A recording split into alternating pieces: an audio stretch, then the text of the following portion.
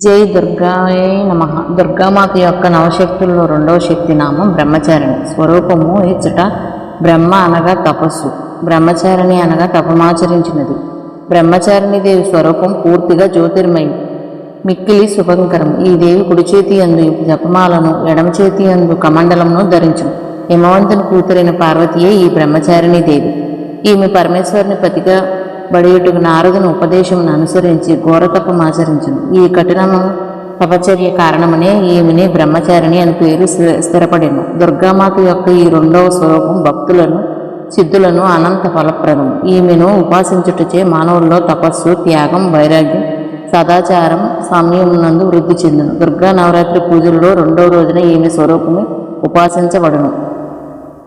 ఈ దినమున సాధకుని మనస్సు స్వాధిష్టాన చక్రమునందు స్థిరమగును. ఈ చక్రమునందు స్థిరమైన మనస్సు గల భక్తుడు ఈమె కృపకు పాత్రుడగును.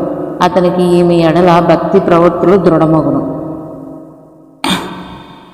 దుర్గా నవరాత్రి పూజల్లో రెండో రోజున ఈమె స్వరూపమే ఉపాసించబడును.